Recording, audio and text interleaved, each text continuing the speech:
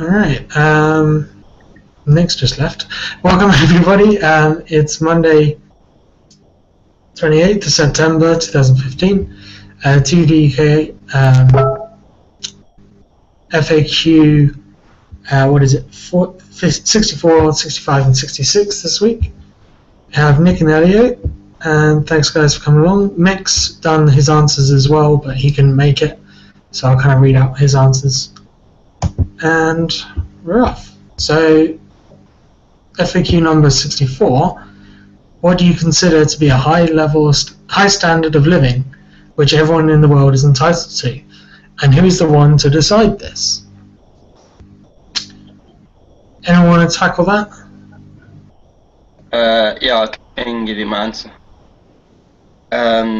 I said, well, I think we'll possibly, according to the standards of our own body, what our body needs to operate to achieve the best of its ability, and also you have to take in consideration what the planet can provide and support. And if you surpass that, we'll eventually have problems. So we can only our life can be as good as, well, the resources we have around us. Good. Very good answer. I'll read out Mick's now. So Mick said he would guess that a high standard of living would be free access to our needs: shelter, heat, lights, food, water, education, medical care, and travel. But who would decide this? ?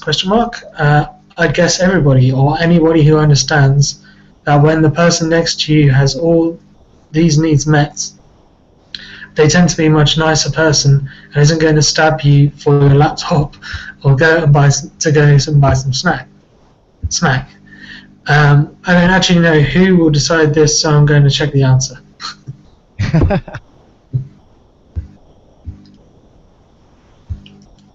Good old Mick. Yeah. Nick? Yeah, I wrote it would be the high standard of living that the planet can support. If everyone has free and easy access to everything, food, water, shelter, heat, education, etc., then the standard of living would already have been raised for many.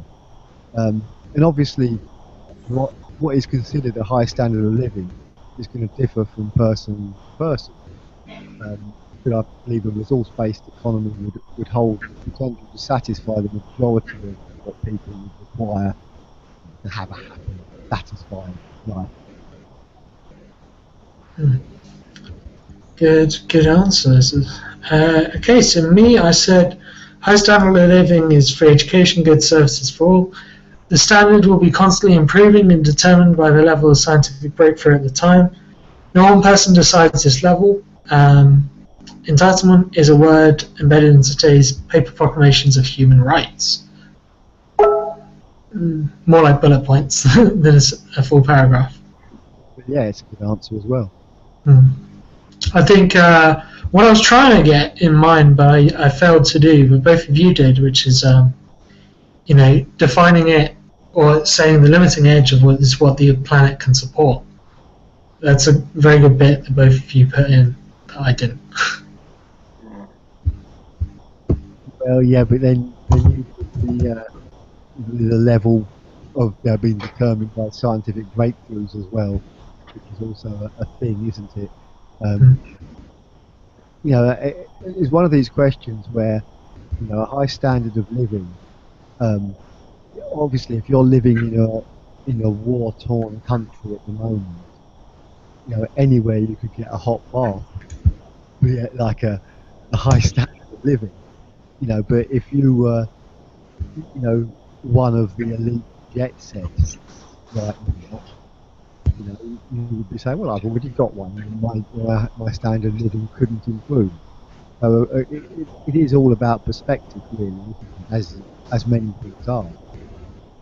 But in a resource-based economy, everyone has the chance to have access to everything, anything available, essentially. So you spend more of your life pursuing your dreams because there's no one with their boot holding you back. that makes a high standard of living, in my opinion. Yeah.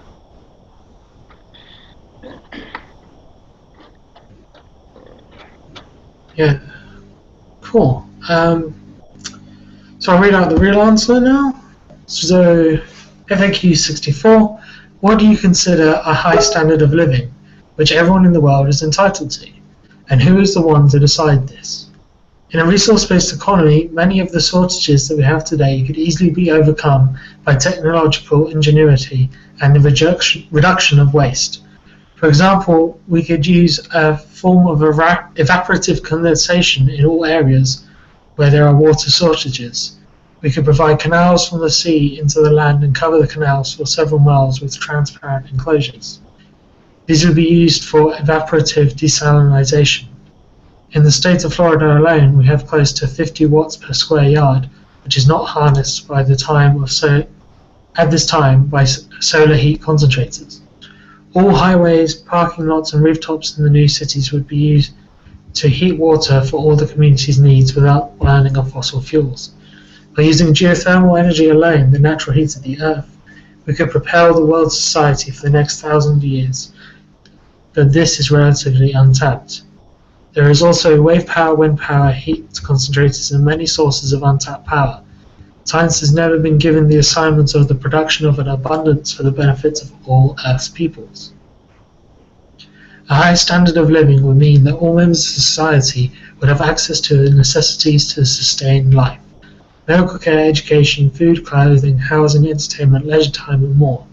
Man hours could be reduced considerably until completely eliminated. By eliminating planned obsolescence and the replication of the same products by many different manufacturers, and by surpassing the need of advertising, sales, lawyers, business personnel, bankers, and all other non-productive professions, we could easily provide many more goods and services to all people. Today's middle class live better than all of the kings of the past. In a resource-based economy, when the main thrust and total aim of science and innovative technology are designed towards a higher standard of living for all, our lifestyles could far surpass anything imagined today.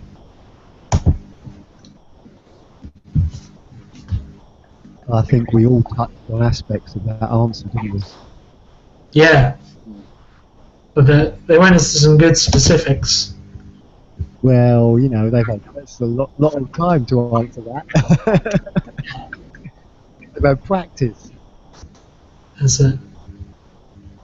I think the last main sentence in that answer really sums it all up. You know, in a resource-based economy, when the main thrust and total aim of science and technology are directed towards a higher standard of living for all, our lifestyle could far surpass anything imagined today. And I think that is the point, isn't it? If we were all focused, you know, on the greater good, so to speak, let's call it today. Yeah, definitely. And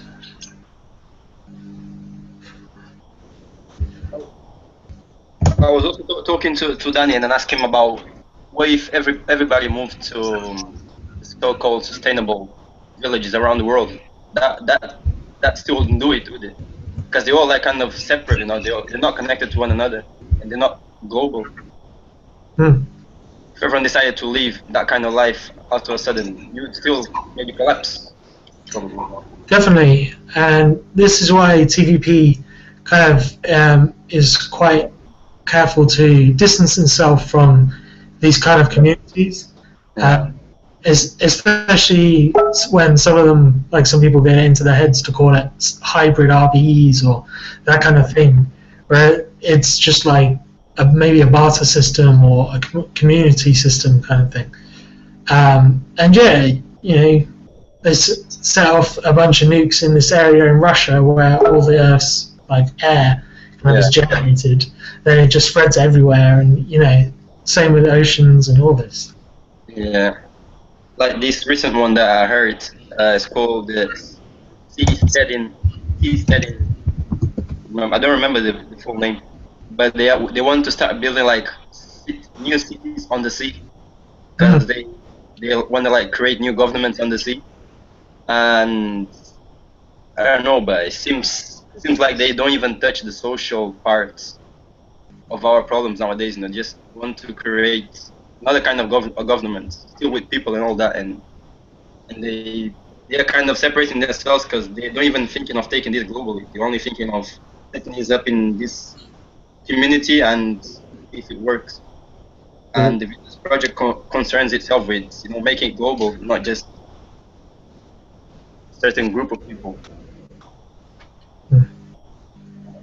One of the things that I've experienced over the years, when the individual, any individual looks at their own problem, their immediate problem, it's you can say, well, money would be the solution for each individual. If we were all given £1 million secretly and no one knew about it, we'd all think, oh yeah, we can sort our lives out in the immediate present. But the problems of the world aren't sorted like that. And as you say, you can start a little community, trying to get away from it all, trying to escape the system, but you still end up with your, like you say, barter sometimes. Yeah. You still need to get by using this system. Yeah, you're trying to escape the system rather than create a new one. Yeah. But the world's problems need to be addressed. We do need to think globally. That's one of the key issues, I believe, in solving the issues that the world has. Yeah. Absolutely, it's one of the things that really sets apart the Venus projects from other movements. It's the kind of the grandiosity of their aim, but it has to be. You kind of have to think on that level to solve the problems that we have. Let's try and begin, David. Hey.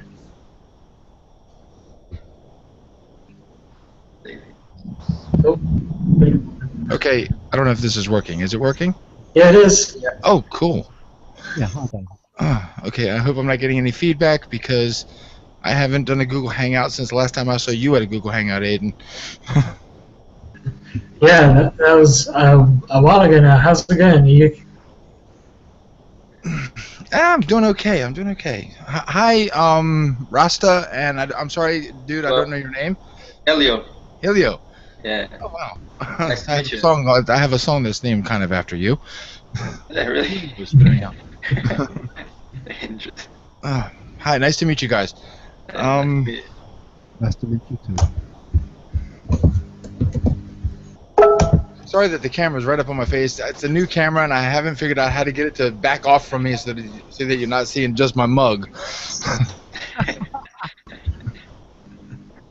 It's fine. What's this?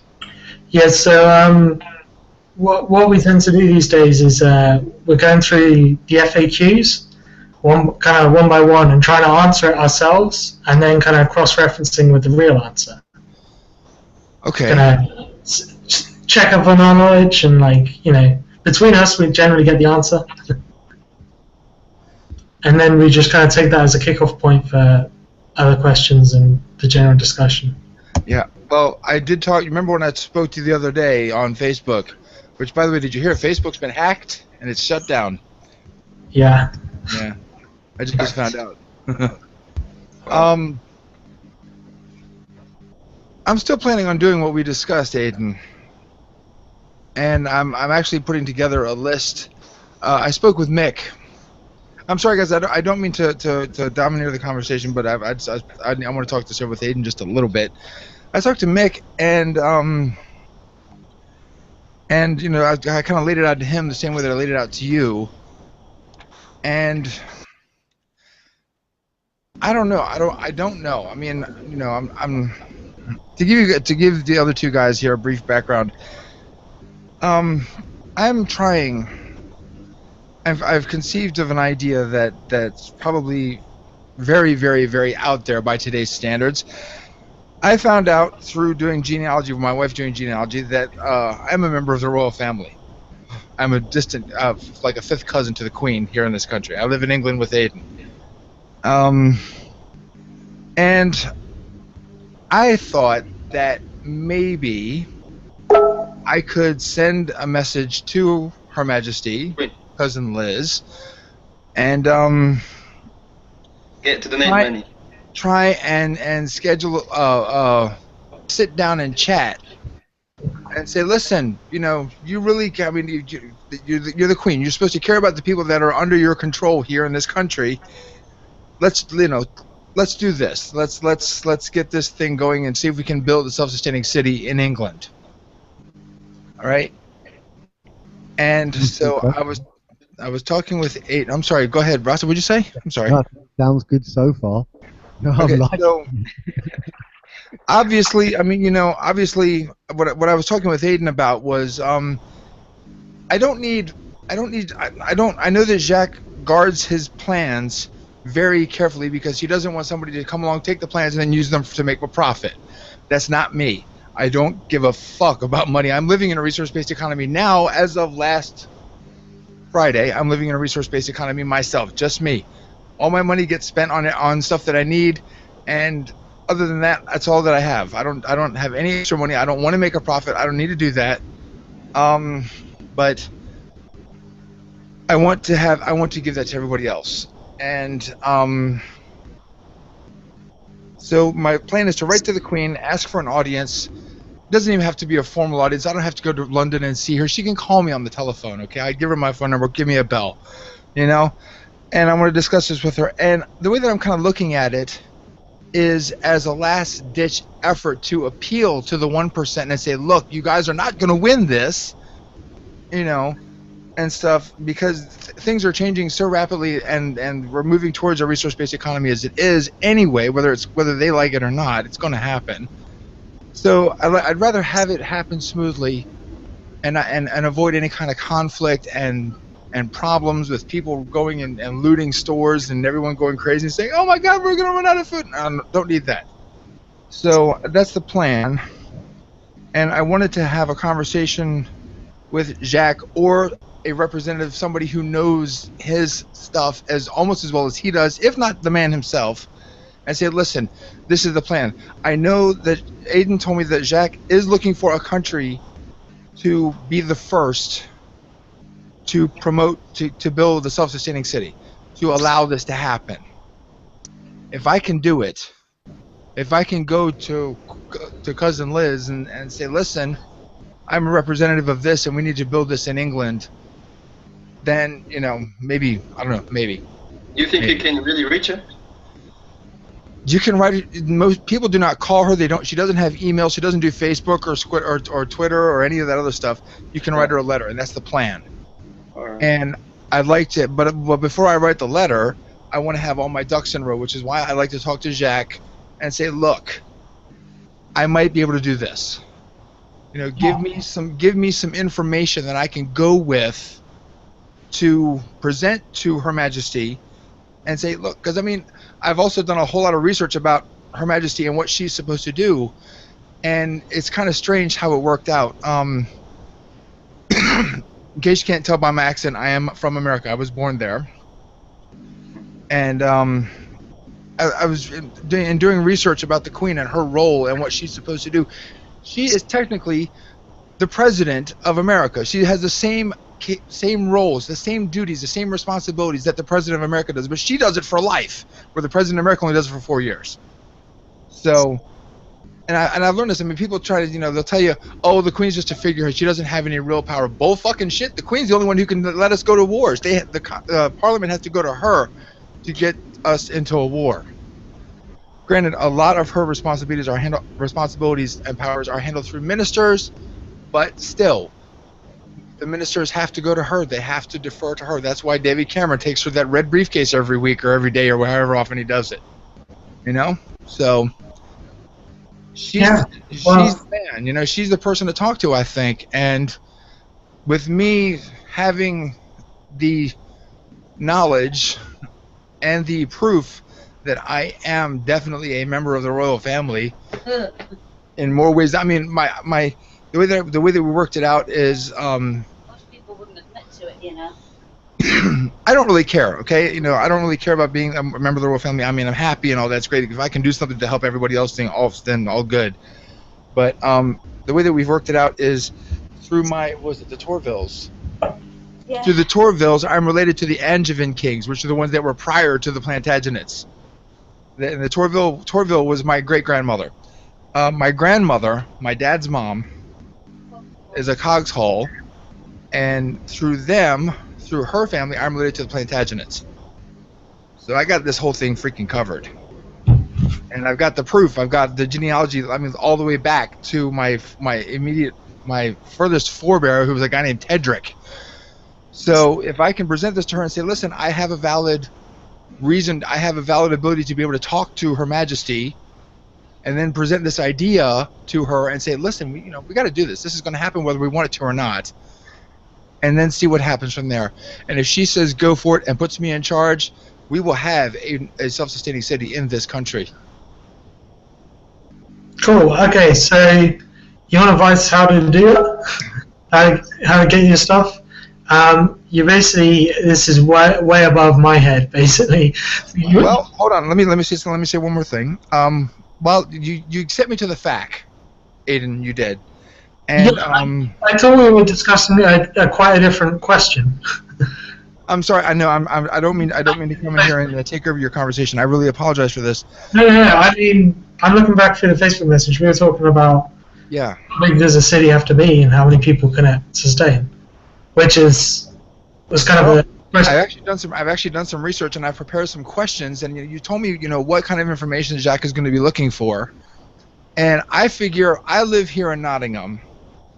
So I did some research and I found out just for the city of Nottingham, how many people live here, how big of a city as far as square miles it is, and things like that. And that you told me that that's the information he's going to want. I'm also putting together a list of questions to ask either Jack or whoever I talk to in Venus, Florida, and stuff, so that way I can get the information. I don't want the specific plans. I don't want it. Okay. Yeah. But I'd like something to present to Her Majesty that would say, hey, this is something that we can do. Yeah, I get you. I know what you need, and basically, I can't give it to you. We're the activism stuff. We're kind of the separate entity of TVP. What you really want is you need to speak to Roxanne, and she takes these kind of questions fairly much. So I'm confident that you'll be able to get through to her. I'll give you the email address. I've got well, I spoke to Mick Pettinger, who we both know, and he said there is a contact us point on the TVP website, and you can fill out an email submission and things like that. But there's also a phone number, and it's an American phone number. Yeah.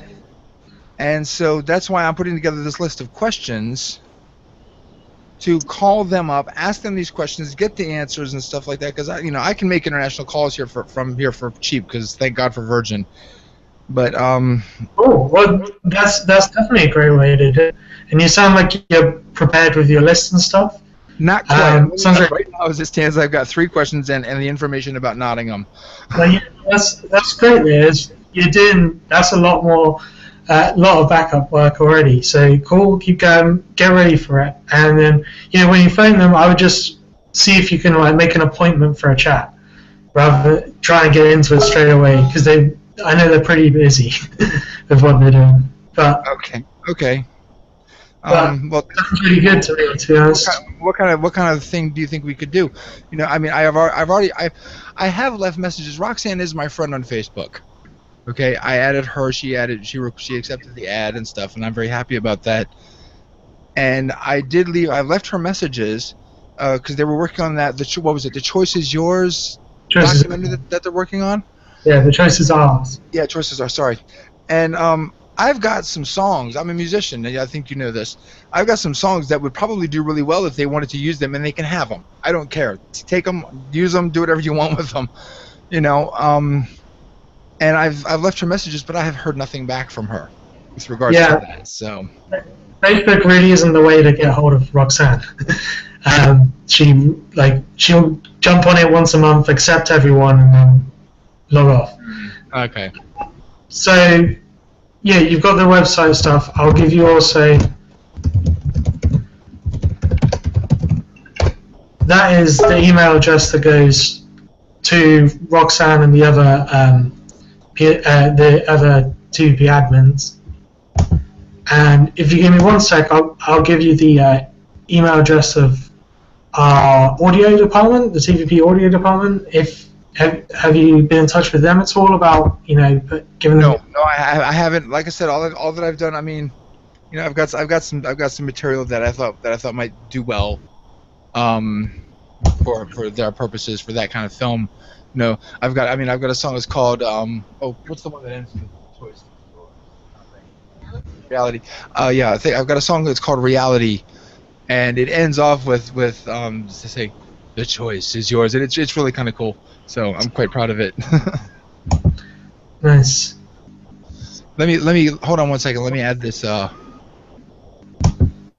email to my contacts here.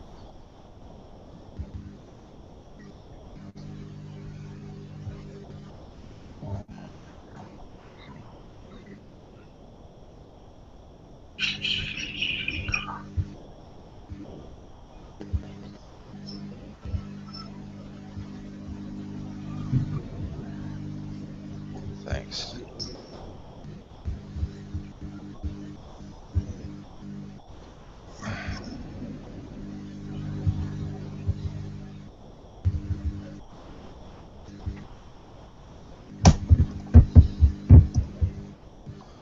Go away.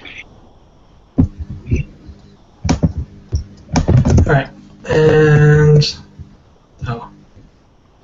there's an A in front of that. And yeah, Destiny guys, their group's been around for about a year now, so if you want to get in touch with them about doing music or donating music, songs and stuff for them to use, or collaborations and stuff, that's a good place. Okay. There's some good guys. I haven't really spoken to them that much since they set up, but I know they're good.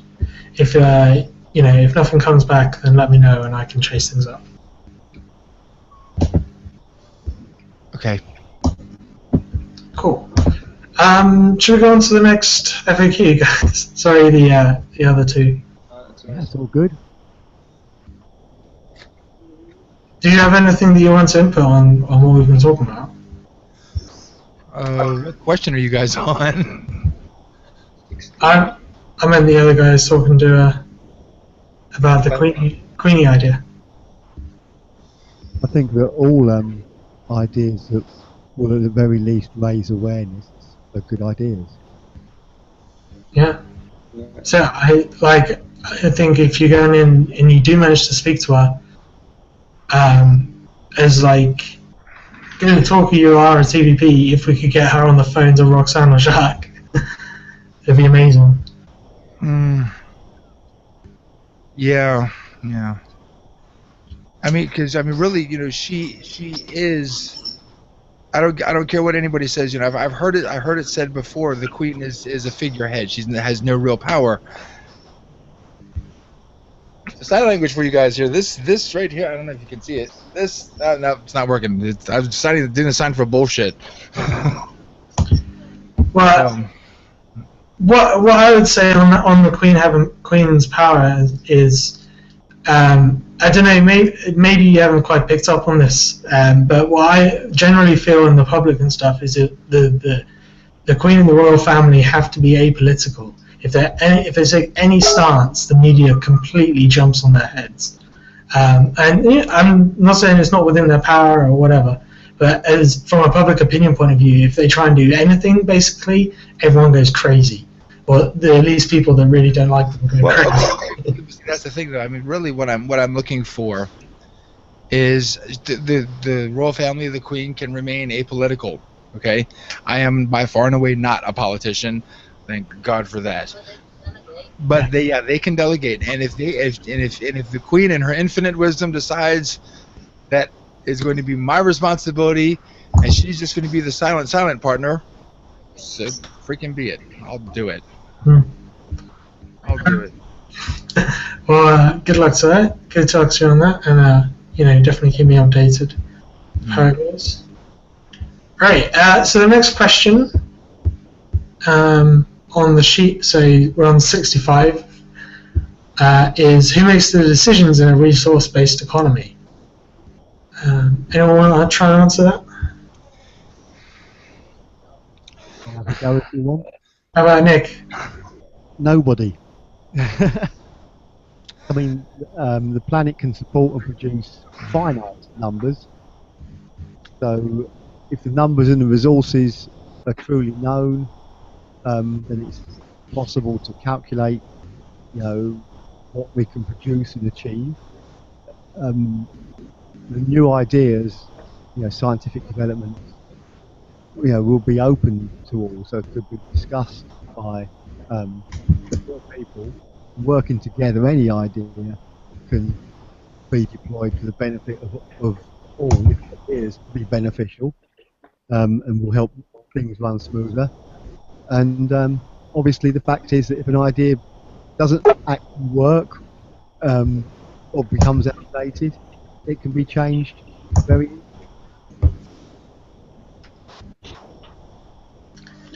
We good? Well, I'll venture a guess. I would have to say that it would depend on what kind of decision was needing to be made. Basic sustainability issues about how much food do we need to produce, or how much, actually energy is not going to be a question. How much, what kind of buildings do we need to have, things like that. That would be those kind of questions would be like a nobody makes that decision. It's just done. Questions about like how do we educate our young people, or things of that nature. Here, that would be a good thing to discuss prior to reaching a decision. But I think that the education system is going to be massively different from what it is now. So I don't know. Maybe I don't think that. I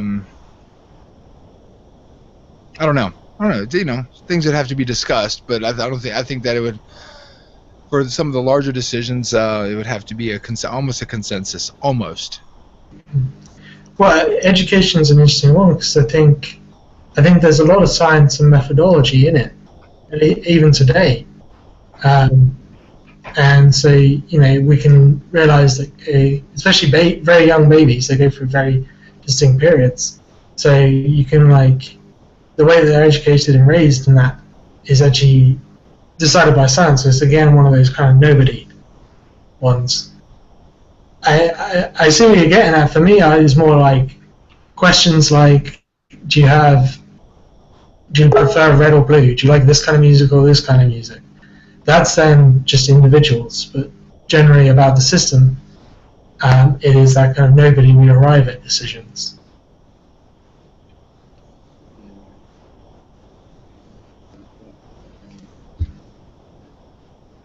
Elio?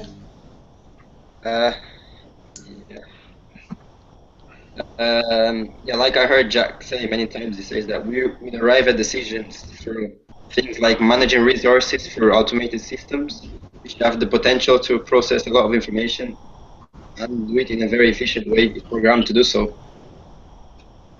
And but when people ask me who made the decisions in that kind of society, and I'll tell them no one. We arrive at decisions. We do research, and then the research will lead us to go a certain way or not. But then they tend to ask, but who are the people doing the research? Aren't they making the decisions on our behalf? But they're also the ones who have the knowledge, have the information to get closer to a decision than we do. So if anyone has more skills than me in a certain area, I just move out of the way and let them try and do whatever they want to do. And they usually ask, who chooses these people, these technicians? Well, their skill means we need them. If they have a specific skill that's needed, we obviously need them. Well, who chooses them in a resource-based economy is the people who want to do it. Yeah, that's what I was going to say.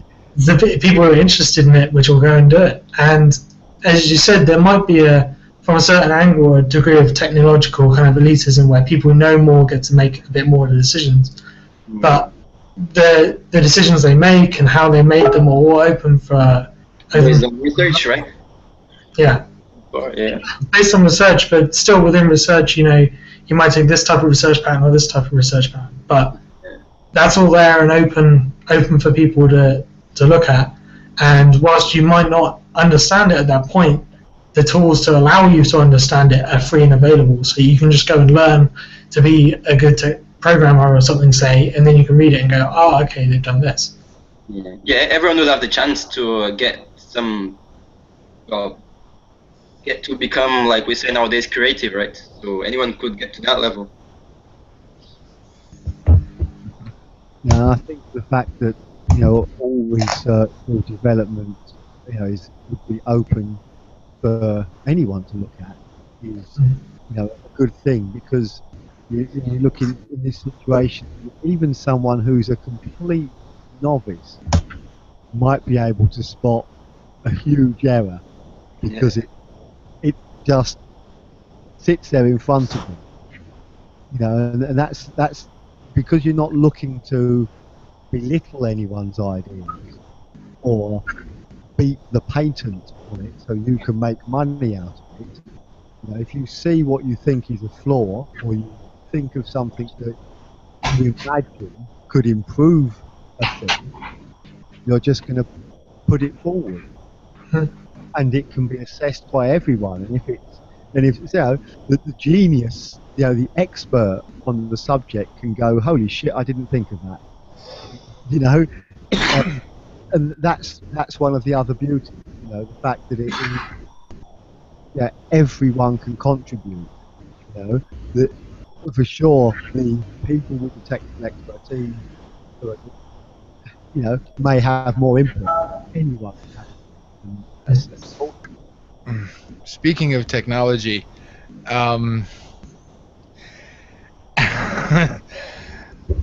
think that the majority of what we're going to face at first is going to be that's my idea, you can't have it, or somebody comes along and builds a better mousetrap and takes the idea that was created by, like, I take Aiden's idea and make a better mousetrap out of what he's done.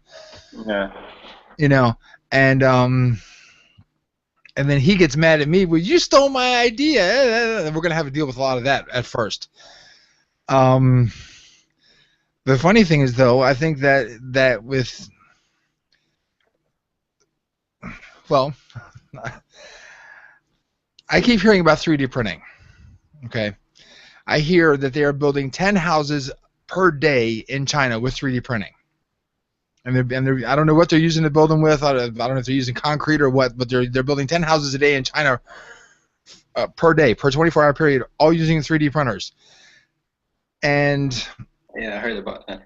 And that's, if we took that technology, which does exist and is being used right now, and applied it to Jacques' models, his self-sustaining cities, and built all of the buildings with 3D printers. No need for any kind of prefab designs or anything like that. We could take the central buildings, the central core of the circular city, and build all that with 3D printers, and it'd probably take maybe 2 or 3 days, if that, depending on how big the buildings are. So I just think that there's me already starting and building a better mousetrap.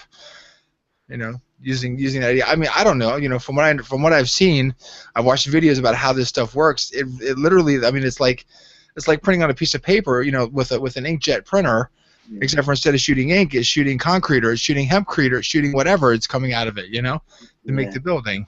And eventually it will become cheaper, and eventually everyone will be able to have a 3D printer. Who knows? Well, it's also quite amazing some of the things they're doing with 3D printers these days. I mean, I've seen people that have lost their hands, and they get a 3D printed hand that functions the same way as a regular hand does, and it's like, my God, you know. Yeah. So, but I think that's the way that it would go with regards, you know, to technology and building a better mousetrap kind of thing. It's if you're interested, there's a guy called oh fuck, I forgot his name. But there's this guy who champions this concept called the Third Industrial Revolution, which is really all based on this 3D printing and Internet of Things kind of stuff. And basically, he's talking about the decentralization of manufacturing, which is really cool and could well, if implemented right, take us towards an RVE or could go down other routes. But so yeah, The enterprise. yeah. Oh, I've forgotten his name. Never mind. Right. So the real answer for 65, who makes the decisions in a resource-based economy? No one does. The process. Uh-oh. Did we lose an Aiden? Looks that way. Kind of lost you, Aiden. Can't hear you. I don't know if he can hear us. Yeah, I can hear you. What was just Yeah. Aiden missing, I think.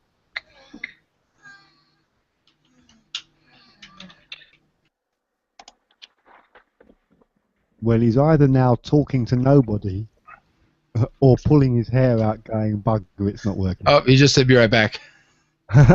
He can only hear me. Yeah. Alright.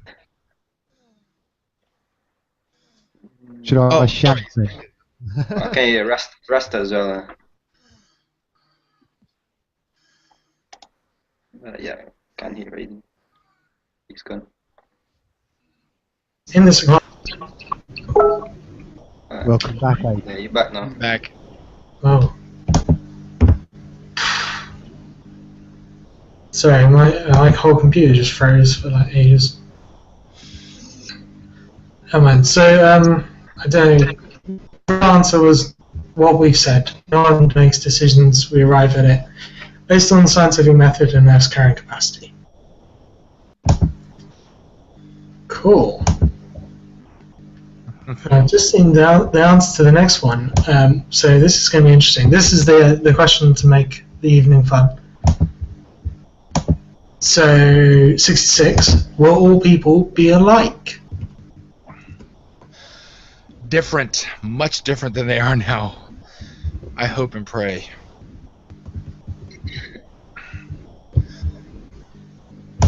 Yep, so, okay, one for yes. No. No.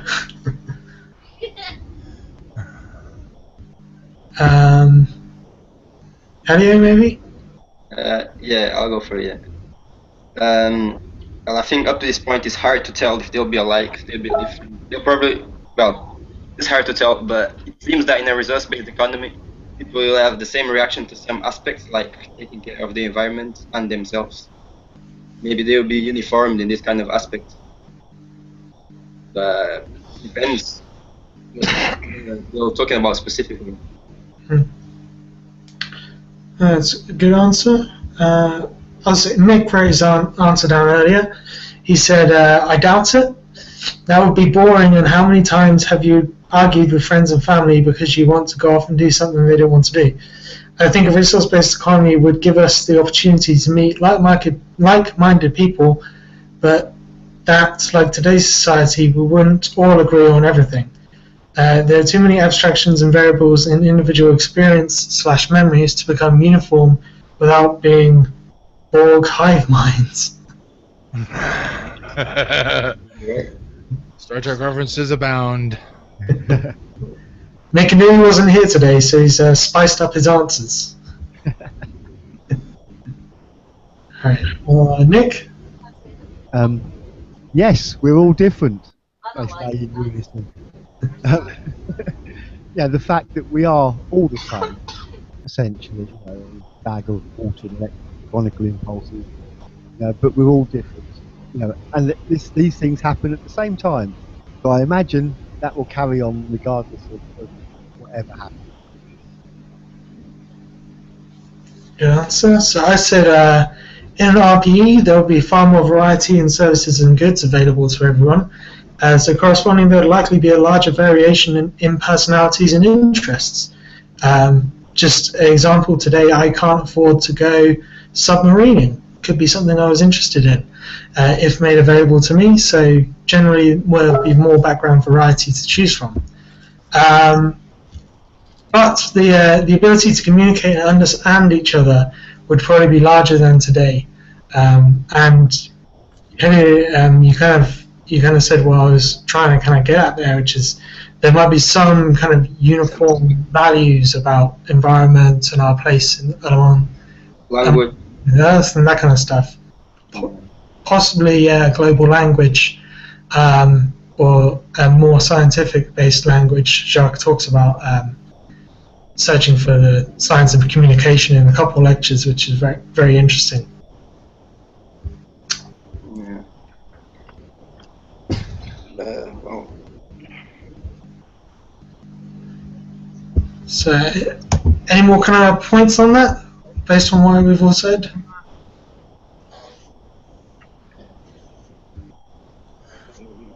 I guess I think that okay. I've been watching a ton of stuff on YouTube lately, mostly Young Turks, but I've watched other stuff too. And I've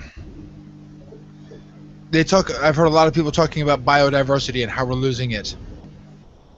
And that, of course, the way that they're talking about it, it only applies to different species. But I think that biodiversity can exist in the human race by itself. So, and it's not necessarily, you know, that Aiden's going to grow a third arm out of his back or anything like that, but it's, you know, different ideas and different beliefs and philosophies and things of that nature that will kind of work together, but be different at the same time. So I think that's why I think people will be different still. There'll still be, you know, a wide variety of different kinds of people. I tend to think in an RBE that there'll be different cities for different people of different interests. So, you know, there'll be a polar city, there'll be a jungle city, there'll be desert city, all these different kind of cities that can provide different things for different people. So you might end up with kind of localized variations in what people are generally interested in. That is actually something interesting, and it kind of brings up something else that just occurred to me. I don't know so much about over here in Britain, but in America, deaf people have a community, and it's amazing how you take a deaf person from one particular group of deaf people, one community in one city, and then put him with another group of deaf people. They can still communicate and stuff, but they're different. Mm-hmm. So I think, you know, I mean, if we did have the jungle city, the desert city, the polar city, the forest city, whatever kind of things that we had, I don't think that we would be limited. We would not have to reside in one of those cities. We could move around and stuff and visit other places and learn new things. And I think that that's something that's vitally important to the continuation of the species, in my opinion. Absolutely, yeah. I don't expect many people to stick around in certain cities, but you know, it might just be that you like one as your kind of base city, and then you go out to loads of others, or depends how people see themselves in the future. But there's nothing to tie you down to a city. You can move to a different city, and like even if you're doing work for a sophisticated project, you can get there and your work will be there. Or the way to be able to communicate and complete your work wherever you were would be that quick. Yeah. I mean, we have that now. Absolutely. One thing I think Jacques said this, but the way that I'd try and sum it up in a sentence is that people's values would be as diverse as possible whilst still maintaining the system. We have that now. People's values would be what? There'll be a certain degree of uniformity to uphold an RBE as a mentality. But beyond that, then diversity will be encouraged hugely. Anyway, shall I read the real answer, and I'm sure it's going to raise some points. Like, yeah, definitely, yeah. So, FAQ 66, will people all be alike? Yes, in these ways. Interested in latest science and technology. Never accept anything unless fully explained. Not judgmental of different cultures. Curious of new things that are new. Instead of a few people carrying the nation, many will participate. Allegiance to methodology, will have ability to solve problems and recognize the contributions that come from all different cultures, thus helping to eliminate prejudice, share resources and ideas. Good answer.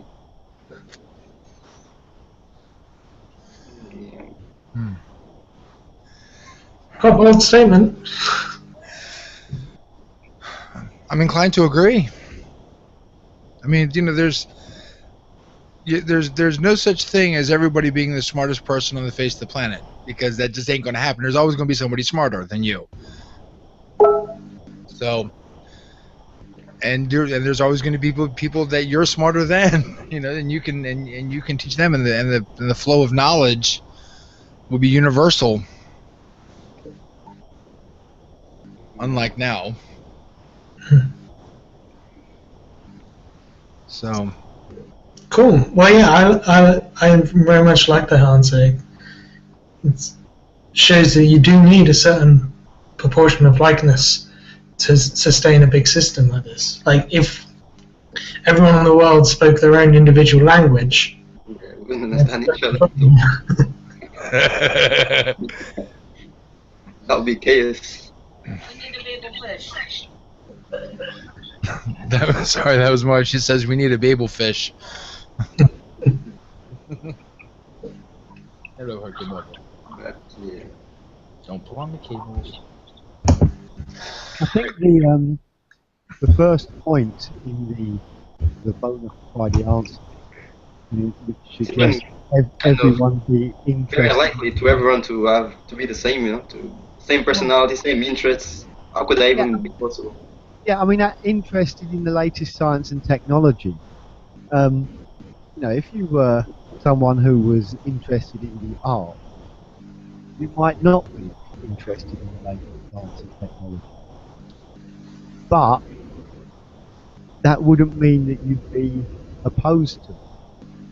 And I think that's a point, you know, which is, you know, probably mentioned further down, you know, accepting, you know, to eliminate prejudice. You know, if someone wants to sit there and draw the trees and the clouds and do that, then, you know, they should be allowed to, obviously. And they might have no interest in science, but they wouldn't be, you know, holding it back, you know, or trying to repress it. Like, you know, today in our society, it's almost as if whatever you do, you have to fight for a presence, which is not necessary.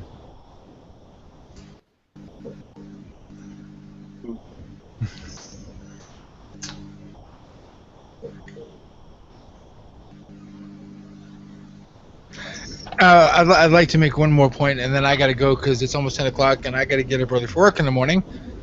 Okay, yeah, go on. I just want to share a little personal thought with you guys, something that has happened to me since I discovered resource-based economy, Venus projects, Zeitgeist movement, stuff like that.